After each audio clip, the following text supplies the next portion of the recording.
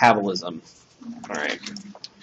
So far, we talked about carbohydrate metabolism from ingestion all the way through to utilization and production. You know, we can make carbohydrates just like many other plants and animals can. Lipids, same thing. Protein, same thing. And so the second half of this chapter sort of looks at, okay, those are how the nutrients are used. Now, how does the body change according to the nutrient availability? And then at the end, we talk a little bit about energy regulation and thermal regulation. How do we control our temperature?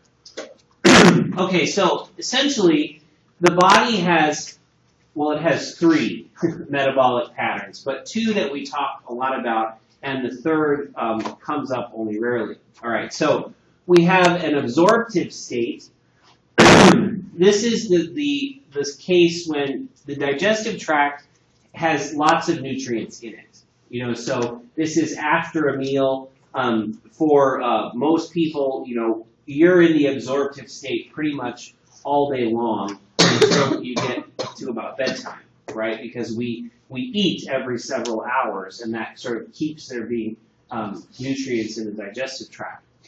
So in the absorptive state, the body sets itself up to use the nutrients that are coming in from the outside. Why not? They're available. That's why we eat. You know, we eat so that we have nutrients available for our cells to do things. And so in the absorptive state, those nutrients are used sort of directly from what's coming in from the digestive tract. In the post-absorptive state, this is the case where the digestive tract is relatively empty. You know, all that's left in it is, excuse me, I got a tickle in my throat, is undigestible material. So this is where you're at first thing in the morning before you've had anything to eat, right? The meals from yesterday have been digested, the nutrients have been absorbed, so you don't really have anything coming in from your digestive tract. So in that state, the body is going to use its storage, its nutrient storage pools to supply the needs of the body. In particular, it's going to use glycogen and lipids. And we're going to talk more in detail about these in just a minute. Now, the third one, which your book doesn't talk about, is the starvation state. We as human beings, just like many other animals, we do have kind of a backup metabolic plan for when nutrients are in very short supply. In other words, when you're barely eating at all from day to day, and that goes on for several days to a week or more, right? Now, your book doesn't talk about the starvation state, so I don't have any pictures to really show you, but just so you know, there is a state, a third pattern, and that's the starvation state. Basically, in that state, the body conserves energy and conserves nutrients.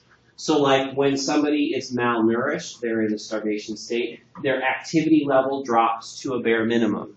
In other words, they don't move around it very much. When they do move, they move very slowly and deliberately, and it's because they're trying to conserve energy as much as possible. So everything is done very efficiently and very slowly.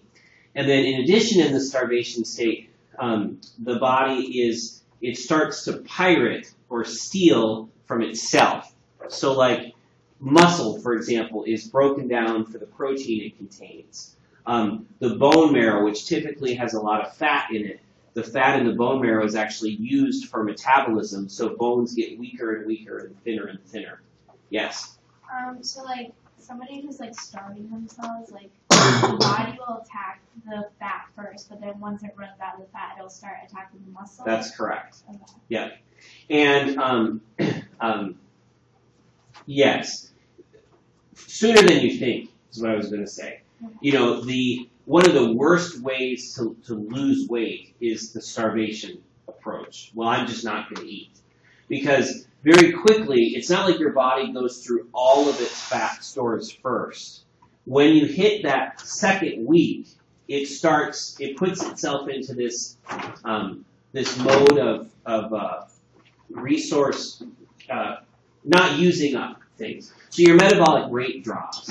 So it's not like you lose weight a bunch real fast. It's because your metabolic rate is so low, your body's hardly burning any energy. You know what I mean? So yeah, it's not a good weight loss strategy. But yes, eventually your muscle is going to go too. Okay, but in our book, we talk about these two, absorptive and post-absorptive state. So we talk about the most common one first. You know, here in America, we are have plenty of nutritional resources available. So typically, from after breakfast to maybe just before bedtime, if you don't have, you know, a snack before you go to bed, we're in the absorptive state. So here's our typical cell. In the absorptive state, we see a lot of catabolism because there's plenty of resources around. We have catabolism of carbohydrates and anabolism of lipids and proteins. Okay, so here's our key up here. Catabolism, remember, is to break down. Anabolism is to build up. Okay, so you will have heard the term anabolic, maybe, in reference to steroids. You know, the steroids that athletes get in trouble for are anabolic steroids. It's because there are certain steroids, like growth hormone, that encourage cells to anabolize. In other words, to produce more protein. More protein means more muscle mass. More muscle mass is bigger muscles, supposedly stronger muscles, and a performance advantage. So that's why people abuse those medications.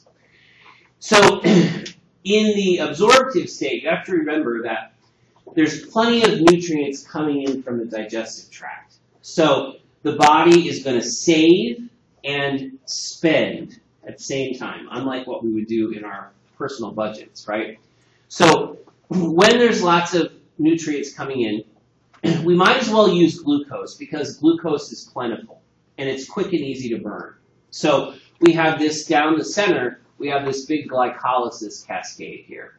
So glucose is burned, broken into pyruvate, so broken in half, to form ATP. Those pyruvates are then fed into the mitochondria. We get ATP at the expense of oxygen to produce a little bit of CO2 as well. So this is where cells shift to creating energy. They're going to use carbohydrates for that.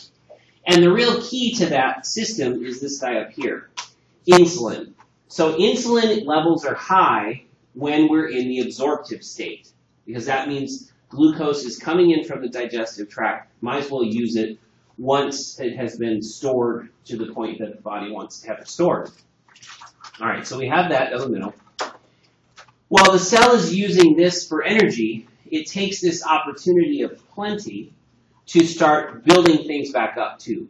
Usually, when your glucose levels are high, you also have a lot of amino acids coming in, as well as a lot of fatty acids coming in, because most of the food we eat is a balance between, carbohydrates, proteins, and fats. So while glycolysis is fueling the machine, so to speak, the amino acids are being built up into proteins. So for replacement of old proteins, for growth, for secretion, for all the reasons we talked about early on about why do we do anabolism. And then the fatty acids are built from acetyl-CoA, like we talked about last time, and then fatty acids and glycerol together are formed into triglycerides. Insulin stimulates this pathway too. So not only does insulin lower glucose levels by encouraging cells to burn up glucose, insulin also stimulates the production of triglycerides in adipose tissue too. So it does both things. While it's lowering glucose levels, it's raising fat production. Okay? So this is one of the reasons right here why the low carbohydrate diets, like the Atkins diets, can work for a lot of people, is if you keep glucose in the diet low, insulin stays low, and that blocks this production of triglycerides and can work to help people lose weight because they're not making adipose tissue as rapidly. So the key in the absorptive state is glucose utilization and then anabolism of of lipids and proteins while that is happening. All right. Now in the post-absorptive state, now glucose is at a premium. Okay, so the digestive tract is relatively empty. During the absorptive state, the liver does store some glucose here as glycogen. You see this here. So when insulin is present, glucose is not only burned, but it's also stored up as glycogen because we're going to use that over here. One of the keys to understanding the post-absorptive state is this first statement up here, that brain cells require glucose. So even though there's no glucose coming in from the digestive tract, there needs to be a source of glucose somewhere. And we have essentially two systems for that. One is to use the glucose that's stored as glycogen. So during the absorptive state, there was a bunch of glycogen molecules made. Remember, glycogen, long chains of glucose. In the post-absorptive state, this glycogen is broken down into glucose and released from the liver out into the blood so that the nerve cells in the brain can use it. Another source of glucose is this process here that we touched on the other day, gluconeogenesis, which is here in blue. And that turns pyruvate, which can be made from fatty acids or from proteins, into glucose in the first place. So one is kind of a release, glycogenolysis releases glucose from glycogen. Gluconeogenesis produces glucose from the breakdown products of fatty acids or amino acids, right? So we have two paths to keep our glucose level normal, even though there's nothing coming in the digestive tract.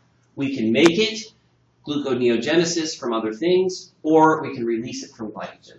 Now, this glycogen step, this is much faster and easier. So this is what the body does first.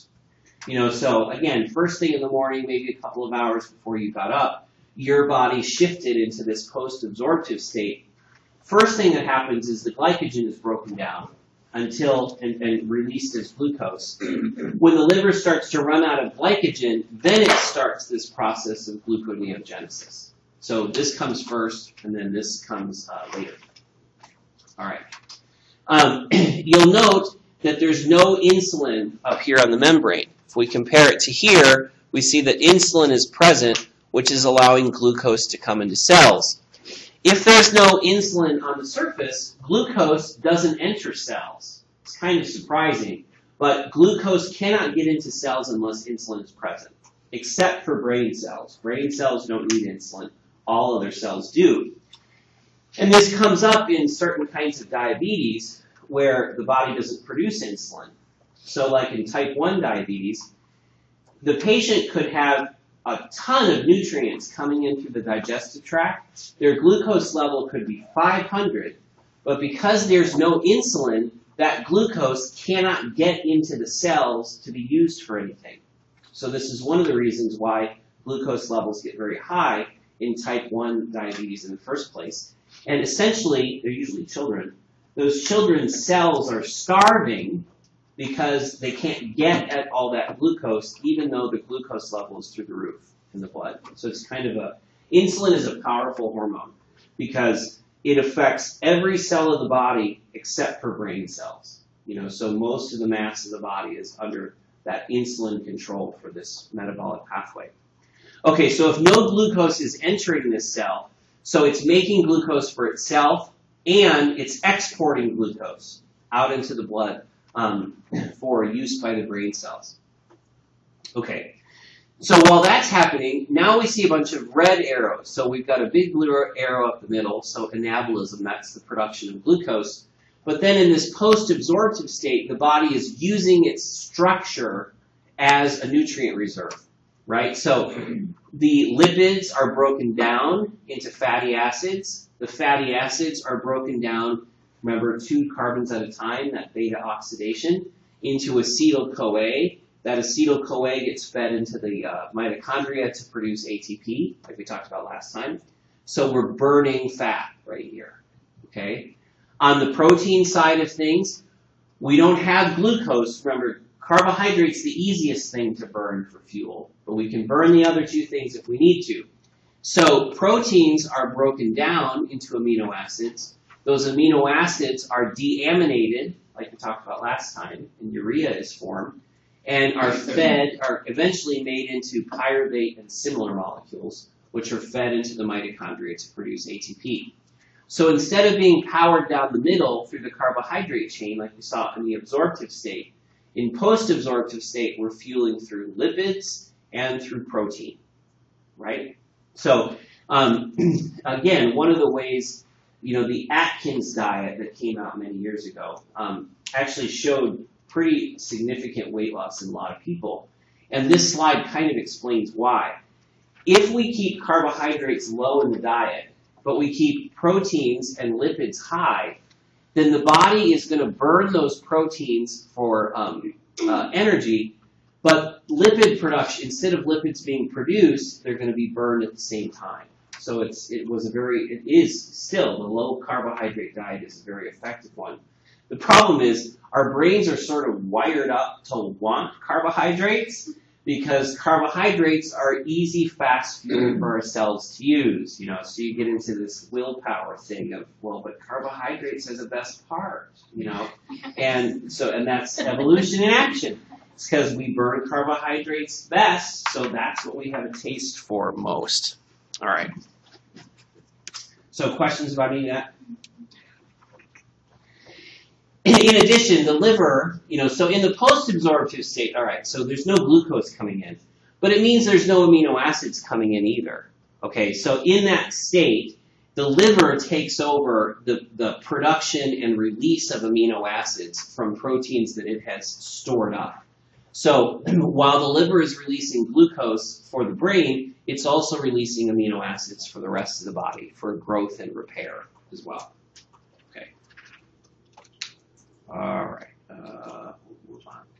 Okay, so your book goes into a lot of detail about vitamins. I want you to know what vitamins are. And vitamins are molecules. They're typically quite complex molecules that are difficult to synthesize. They're difficult to make, either for the body or even in production they're difficult to make. And they are a necessary component of a lot of metabolic steps. Most of metabolism is carried out by proteins changing smaller molecules, right? Vitamins often have to be present with that protein in order for the chemistry to happen. But we don't call them nutrients because vitamins are not used up. We use up carbohydrates. Carbohydrates go in, CO2, water, and heat comes out. Right? The carbohydrates went away. Vitamins, on the other hand, we take in our diet, but they're used over and over and over and over again in the cell. Now, eventually they wear out, but it's not that we burn them up. They wear out chemically, and so they have to be replaced, but not like nutrients. So technically, vitamins are not nutrients. That's carbohydrates, proteins, and lipids. And vitamins, there's a whole long list. See? Great big long list. And they're significant. However, I considered all this detail way beyond our scope for this class. The bottom line is, in this country in particular, our food supply has been supplemented by vitamins for years now. I'll talk more about it in a minute. Which means that vitamin deficiency is almost unheard of here, even in impoverished people, because of the fortification of flour in particular. A small amount of food in this country gives you all the vitamins you need. So we don't hardly ever see vitamin deficiency, which is why I don't cover it in very much detail. But there are a few things that do come up. One is this last sentence right here. There's two classes of vitamins. There's fat-soluble vitamins and there's water-soluble vitamins. The fat-soluble vitamins are A, D, E, and K, or ADEC, right? And I want you to know that. I want you to know that those are the four fat-soluble vitamins. Why?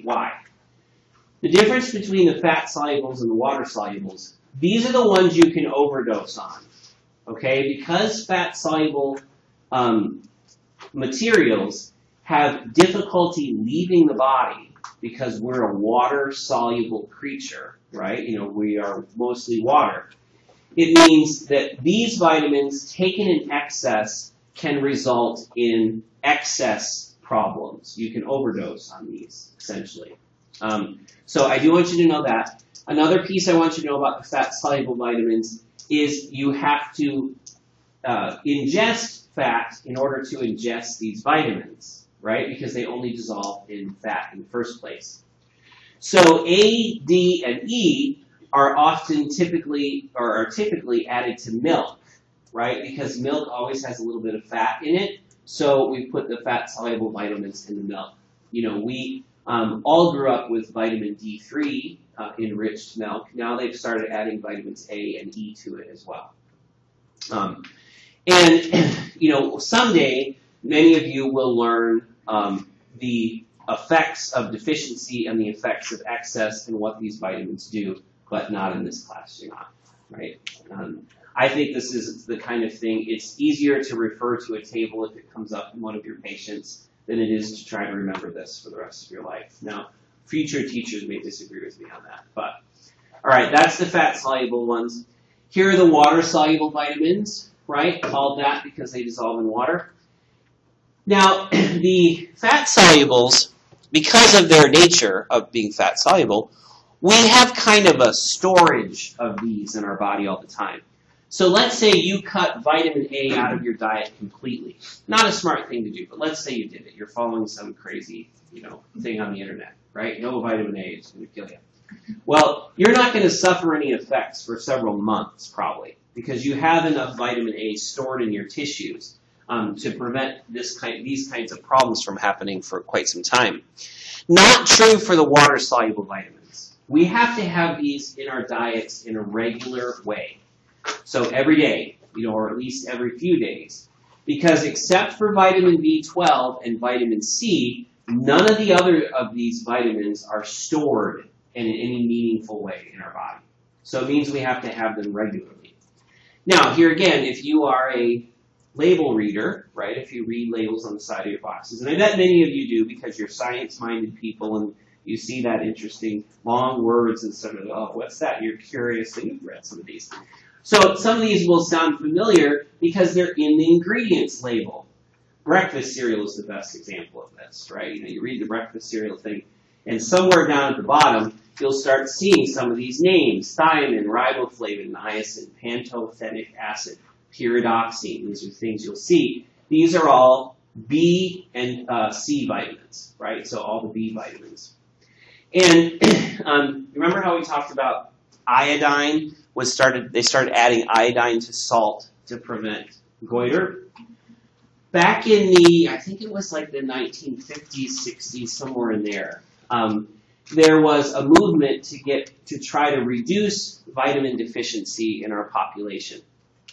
So just like had worked so well with iodine, they added iodine to the salt, and lo and behold, many, many fewer people had goiters and thyroid trouble. But the question was, well, where, in what food or product do we put them to make sure that most people in the country get these vitamins? And what they determined was flour is found in all kinds of things that we eat. And in practically every person's diet, there is some component of what they eat that is flour-based. So the decision was made, well, let's fortify, that means add vitamins to, let's fortify the flour. So any flour you buy in commercial anyway, I mean, today you can probably find flour that doesn't have these things, but you'd have to go out of your way to look, because the laws say that if you're going to sell flour commercially, you have to include these vitamins in the flour. Now you might say, well, doesn't that make it more expensive? These vitamins are actually remarkably cheap to produce because people have been producing them for so long that they've gotten really, really good at it. And they keep adding to the list. It used to be that it was just, folic acid, niacin, thiamine, and riboflavin. But today, all of these, oftentimes vitamin C too, are found in that list of fortification, as well as iron, right? So now most flour you buy commercially has some iron added too.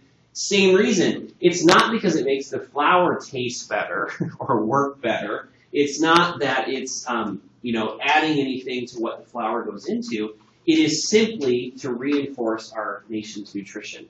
So it's a great success story in terms of public health and nutrition, that now you hardly ever see vitamin deficiency, because even if people are not taking a regular vitamin pill, anything with flour in it is like taking a little vitamin pill, so it's been very, very effective. So you'll see some of these names in there. Okay. All right. You all have seen this. The food pyramid has changed shapes, sizes, and colors, I don't know, 4 or 5 times, I think, just in my lifetime, and I'm not that old. Today, I think this is even outdated, because I think now it's the food plate. They try to show you the plate and the proportions. So you've all heard this stuff before, so we're not going to talk about it again, right? Okay.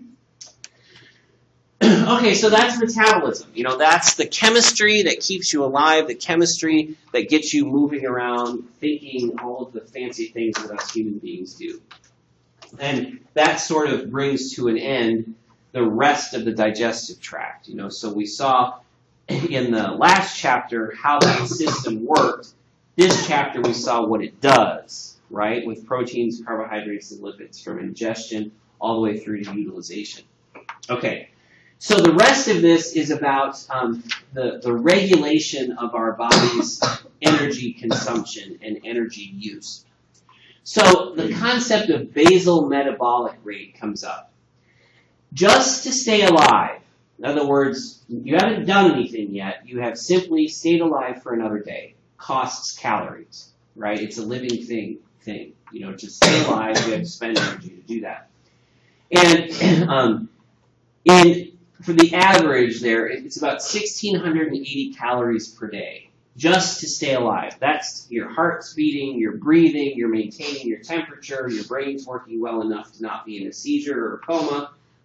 So that's the baseline. And then from there, we add to that our activity. Locomotion, moving our muscles around, moving our cells around, is the next biggest contributor to our calorie use per day. Because, human beings are relatively large animals, so moving us around requires quite a bit of energy. Another major player is the brain, but much of the brain's metabolic work is actually in this basal metabolic rate. The brain's sort of a weird organ.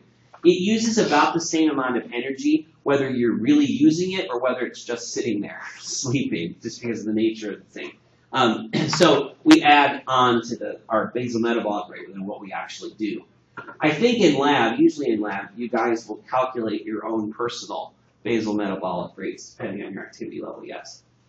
Is it true, and this might be silly, that if you study a lot, that you get hungrier because that you get hungrier, or when you're tired you are hungrier, or your body wants to eat more? Is that true? The second one is definitely true. If you're fatigued, one of the body's solutions to that is to eat. So yes, that's true. It's one of the reasons why they tell you to get 8 hours of sleep every night, because you eat better and more healthy. But your other thing was in other words, the more you use your brain, the hungrier you get. Yeah, like you're burning more fuel, I guess. It's an illusion though.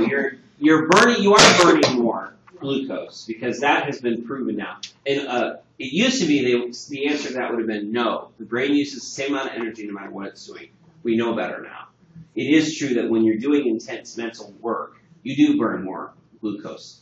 But some of it is also with that kind of mental work, you stimulate yourself, and the body answers that with be hungry, because the brain thinks it's going to go do something. That it's going to go chase the buffalo or something like that, even though it's really just, and now I'm going to go fill in the bubbles on the exam, so it's not, doesn't exactly work very well. And speaking of which, this slide talks about, what decides when we're hungry or not hungry. And believe it or not, for all that we understand about the human body, this is sort of a weak spot.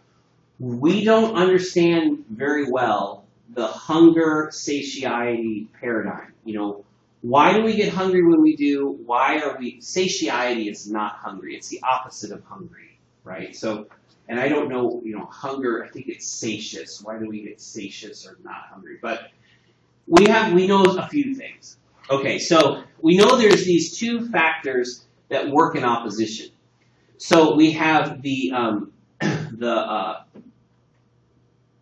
hunger center, and we have the satiety center.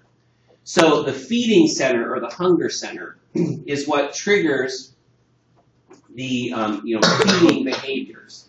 And what I mean by that, putting food in your mouth, chewing and swallowing, is usually the end of a process, right? In terms of our mental connection to that. We had to think about that we were hungry. We had to plan what we were going to eat. We had to put that plan in motion and create food or find food or buy food or whatever. And then we, chew and swallow. So the thing that got you interested in getting up to look for something to eat, that's the feeding center that did that. It controlled the hypothalamus. Here we are, hypothalamus. Here's pituitary. So it's what triggered your brain to start thinking about eating something. What's interesting is that happens, 15 minutes to several hours before you actually feel hungry, right? So, an example of this is many people will have you end up in the kitchen in front of the cabinet before you really even thought about what it is you wanted to eat. That's your feeding center subconsciously controlling your behavior. It got you somewhere where it knew there was food so that then you could deal with the hunger that was about to happen. All right, so we have the feeding center. Then we have the satiety center that essentially turns that hunger off, right? So the things that stimulate the satiety center, things like high blood glucose levels, well, that kind of makes sense because if you've got plenty of glucose around, you probably have plenty of nutrients coming in, so you shouldn't be hungry at that point. The hormones like, what is that? That's a new sound. You sure somebody doesn't have something that's leaking over there? Coming from that. All right, we'll duck. It goes. CCK, remember, that's the fat hormone that triggers digestion of fats. It makes us not hungry, so after a kind of a fatty meal, you don't feel like eating for a while after that. Stretch in the digestive tract also triggers the absence of hunger, so it turns hunger off. Those are a few things we know of. In terms of stimulating feeding, there's this molecule neuropeptide Y that we know is related to appetite regulation, although we don't really know how it's related. And you could say the same thing about this ghrelin hormone. To show you how little we know about this, these two hormones have only been known about for like 10 or 15 years. The what makes us hungry has really been unknown. And it's, one of the reasons why there's more and more research about this is because of the growing obesity epidemic and all that overnutrition has brought us. So we're still learning, but we don't know. But ghrelin comes from the gastric mucosa when it's empty and stimulates feeding there too. And then another whole big piece of this, so this is short-term regulation. In other words, day to day, hour to hour, why are you hungry sometimes and not hungry other times? That's this stuff, short term. Now, over the longer term, there's a separate regulation of, well, at what body mass, at what weight, for lack of a better term, does the body want to be? Because at some point, it's the brain that is determining that. Are you going to be overweight, in perfect weight, underweight, whatever? That's this long-term regulation over here. We know even less about this than we know about this, okay? But we do know that, like, leptin, for example, is produced by adipose tissue. And so the production of fat in the body stimulates satiety, which kind of makes sense. So if you're producing adipose tissue, you should be hungry less often, right? Because if you're producing adipose tissue regularly, you're taking in more calories than you're spending metabolically. And here again, I think it's from the American populace. This system apparently doesn't work very well in the human being, or at least it doesn't work very well in the human being in an environment of vast nutritional resources, which is one way you can think of America. we are, like right now, we are 15 minutes from thousands and thousands of calories that we could consume if we wanted to. And it isn't like that all over the world, and it's a relatively new phenomenon. Even 1,000 years ago, any given person was never that close to that many accessible calories like we are in America today. You had a question. So how does this change for someone that suffers from anorexia? Does this system change? No. Anorexia usually comes from the higher centers because it comes from body perception. So people feel like their body perception is that they're fat even though they're not.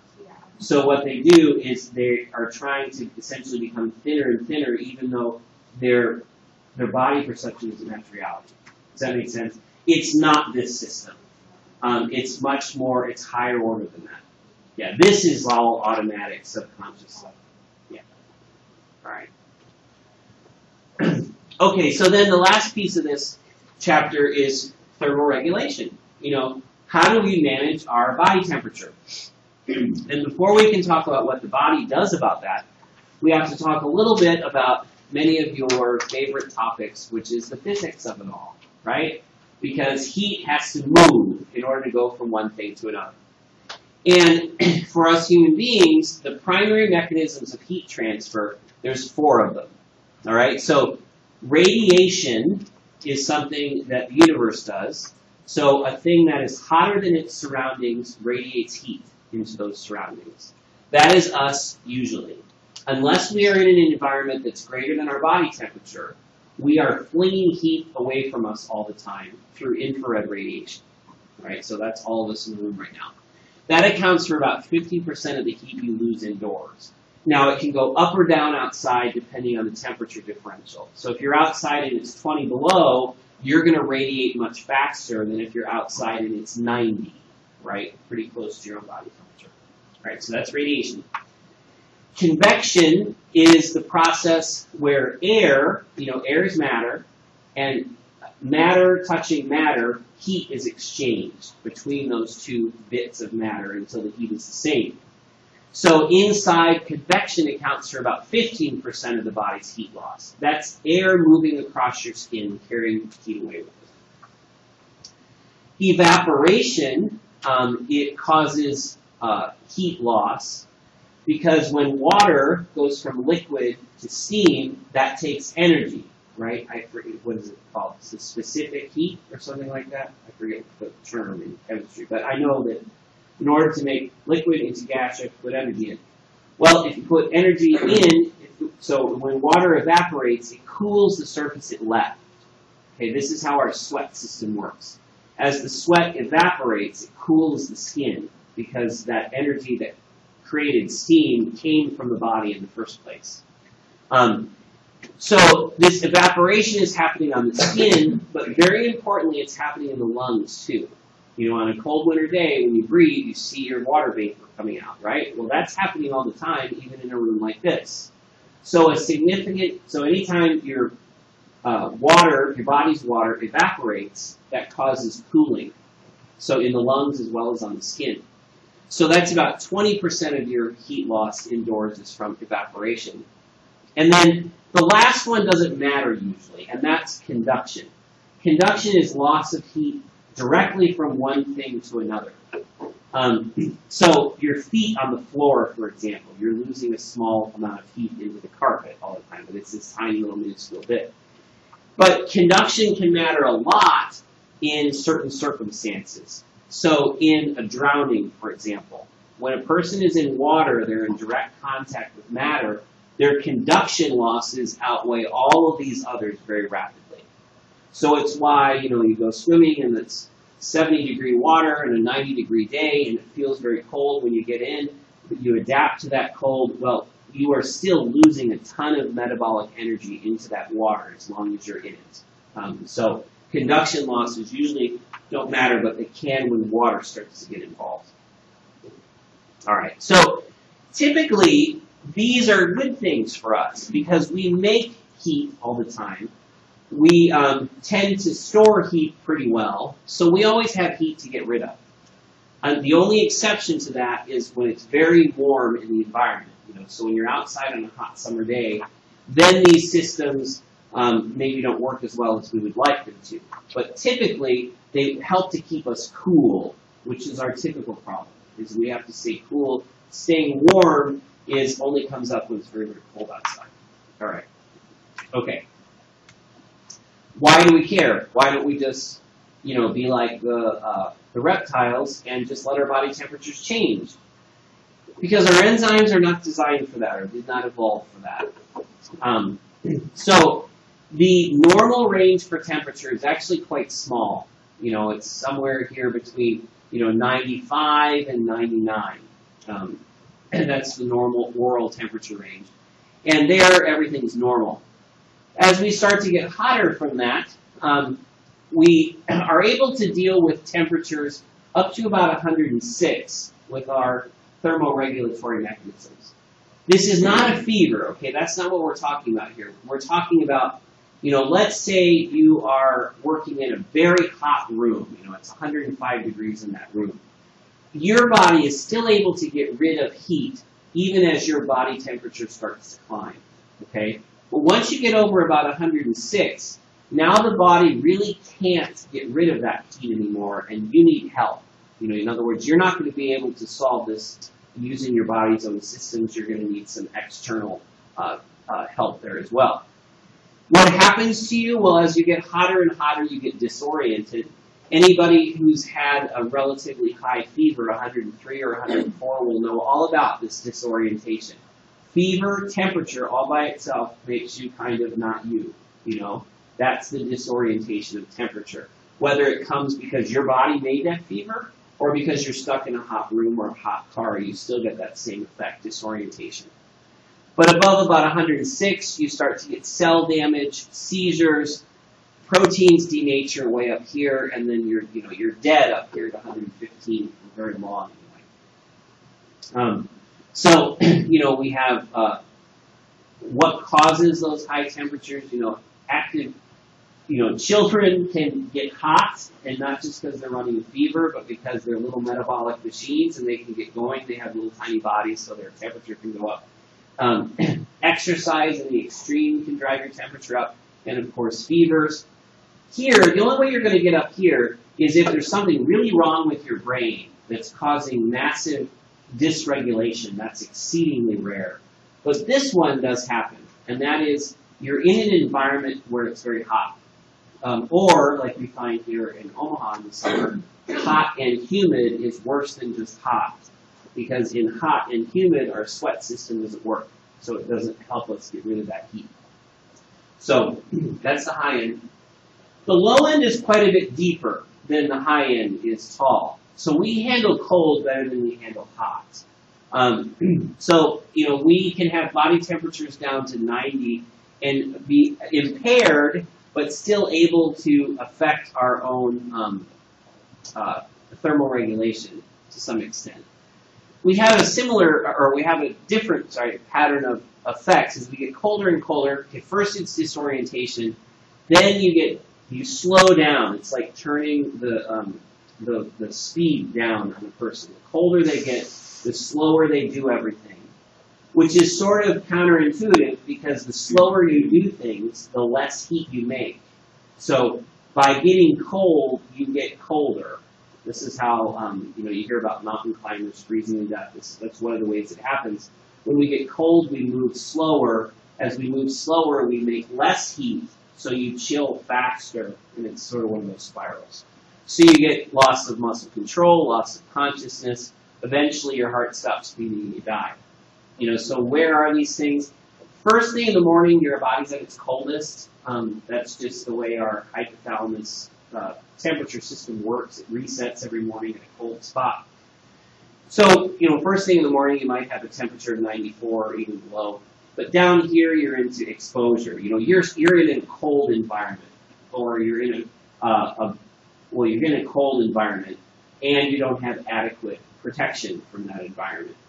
Now, as sort of one of the parting shots here, we do this to people on purpose now. We freeze them, or not freeze them, but we cool them to in open heart surgery, the colder the patient, the less oxygen they use per minute, right? Because as your metabolism slows down, your oxygen consumption slows down.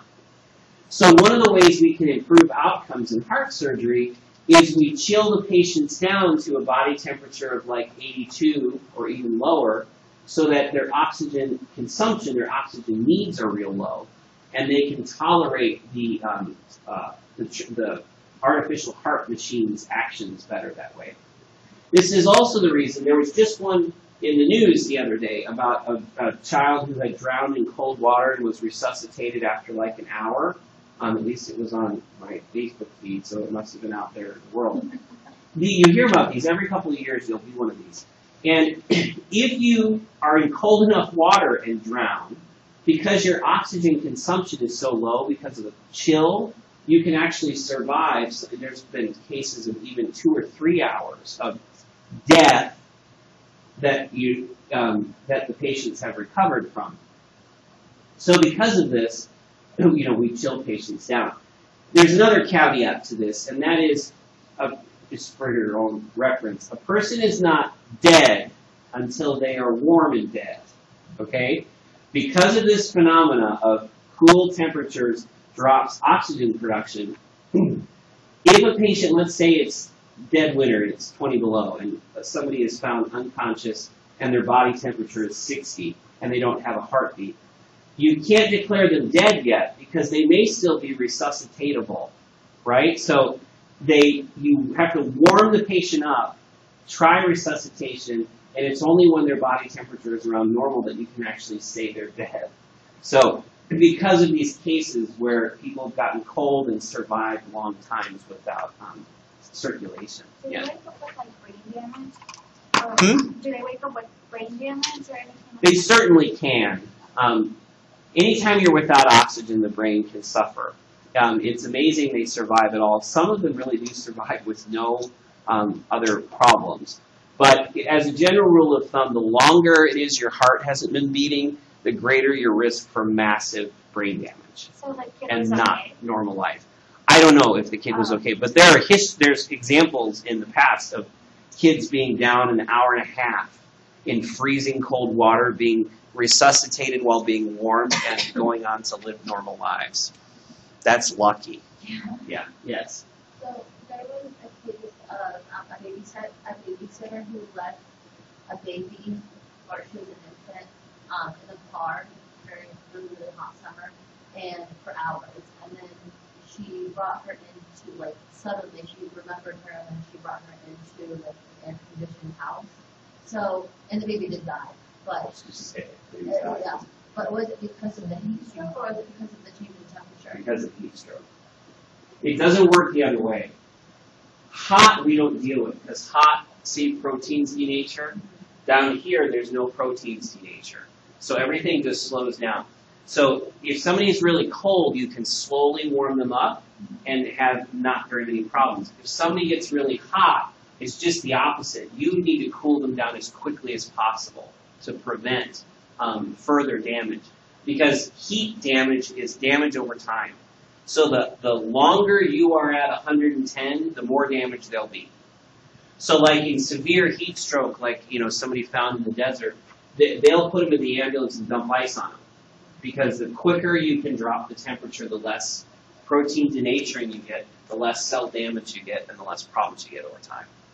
So yeah. Probably died because of there was so much. Yeah, she died because she was in probably 100, because cars get very hot. Yeah. She was probably in 110 to 120 degree heat for all that time. And infants have terrible thermoregulation skills. So I'm assuming it was a she, maybe Yeah, the baby. It was. Yeah, the baby would not have had much way to get rid of that heat at all. They don't sweat well. They're little tiny things, so their volume to surface area ratio is terrible. And, yeah. Just like don't ever leave animals in a car in the summertime either, because they're not as good as we are at getting rid of heat. So for most dogs and cats, if you're hot, they're really hot because they don't have the same mechanisms we do to get rid of heat, like sweat. Yes. I've heard that changing from like hot to super cold can shock the body? Like, what does it do that makes it do that? I wouldn't put a lot of merit into that, really. No, it doesn't matter. Because we store, maybe for an infant, where their temperature can change real fast. But like if you went from a sauna at 110 into a deep freeze at -20, you wouldn't suffer any damage because it would take you so long to cool down. So I don't know. I have not heard that before. I would put one merit in that. All right, we're out of time. So if you got other questions, please do say so.